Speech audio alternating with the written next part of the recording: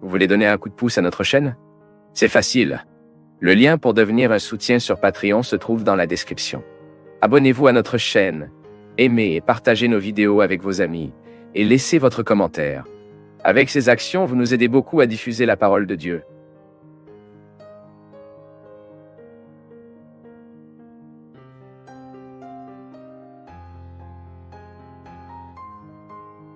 Ibizan, Elom et Abdomen.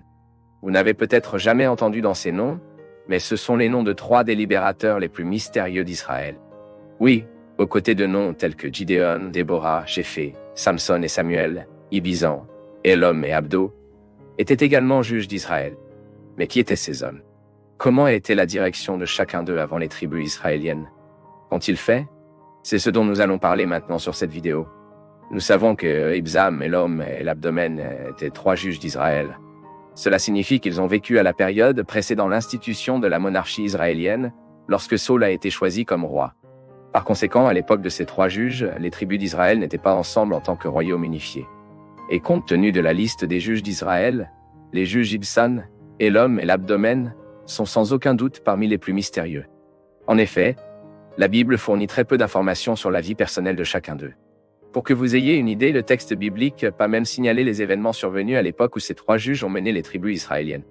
Et à cause de cela, de nombreux commentateurs les appellent comme des juges plus petits à côté de Sangar, Foulish et Jaïr, car il y a peu de disques à leur sujet.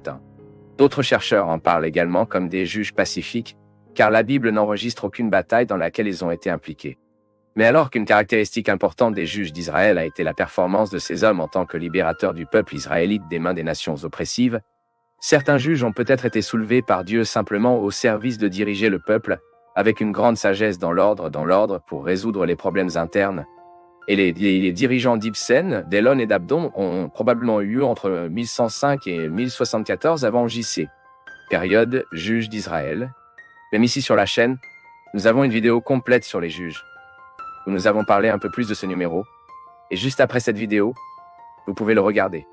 Mais revenons aux histoires de ces 3 juges, nous savons qu'il s'agissait d'une période turbulente, car peu de temps avant les dirigeants d'Ibsen, d'Elon et d'Abdon, il y a eu une guerre civile impliquant les Éphramites à l'époque de Jephthah.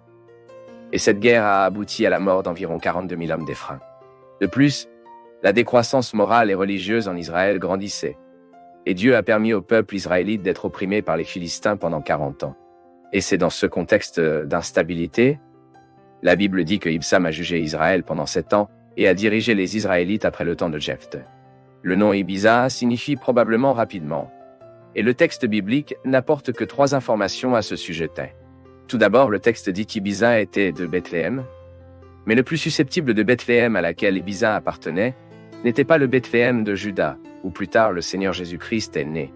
Actuellement, la plupart des érudits croient qu'Ibzan était originaire de la ville de Belém au nord, sur le territoire de Zébulon, à un peu plus de 11 km au nord-ouest de Nazareth. Deuxièmement, le texte biblique informe qu'Ibzan a eu 30 enfants et 30 filles. Aux 30 enfants, Ibzan a fourni 30 femmes de l'extérieur de leur clan, et cela s'est également produit avec leurs 30 filles, qui ont épousé 30 hommes de l'extérieur de leur tribu. L'enregistrement de la taille de votre famille avec leurs nombreux enfants et filles, ainsi que les mariages interprétés à l'extérieur de leur clan indiquent le grand prestige de Ibzan. Troisièmement, le récit biblique conclut le dossier d'Ibzan déclarant qu'il a été enterré dans sa patrie, c'est-à-dire dans Belém. Belém de Soul est généralement cité dans l'Ancien Testament comme Bethléem de Juda ou Belém Ephrata. Fait intéressant, une ancienne tradition juive identifie Ibzan comme Boas, le fils de Rahab, qui a épousé Ruth. Ainsi, Ibzan est raconté dans le cadre de la lignée dont le roi David est venu. Cependant, il n'y a aucune preuve que cette association est correcte, et probablement uniquement le résultat de la confusion impliquant le lieu d'origine de l'Ibzan. Le juge Elom a jugé Israël pendant 10 ans. Le nom Elom signifie probablement Carvalho. Il appartenait à la tribu de Zébulon et était probablement originaire d'Aïjalon, où il a également été enterré. Ce village était dans le territoire de Zébulon, mais sa localité est inconnue. Contrairement au rapport sur Ibzan et Abdon, le dossier biblique ne fait aucune référence à la progéniture d'Elom. Par conséquent, on ne sait rien du nombre de leurs enfants ou de l'influence qu'ils ont eue dans la société israélienne. La Bible dit que Abidon a été le juge d'Israël pendant 8 ans. Votre nom signifie probablement serviteur ou service. Selon le texte biblique, Abidon était le fils de Hillel de Pirathom. Cette ville était dans les montagnes du pays d'Éphraïm, à environ 11 km au sud-ouest de ce champ.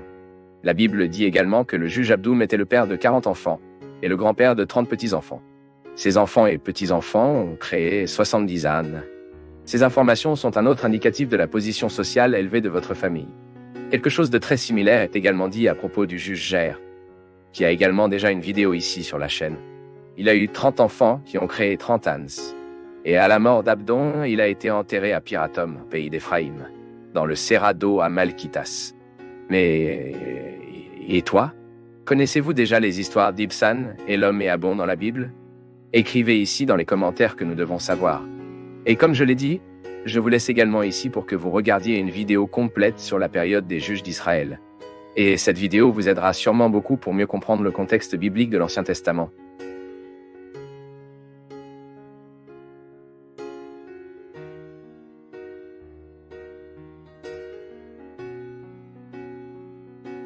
Pour nous du Path of Faith, c'est toujours une joie d'être avec vous en ce moment. Partagez vos perceptions sur le sujet d'aujourd'hui dans les commentaires, montrez votre soutien en aimant la vidéo et aidez à la partager en l'envoyant à vos amis. Abonnez-vous à la chaîne pour rester connecté avec nous et recevoir nos nouvelles vidéos.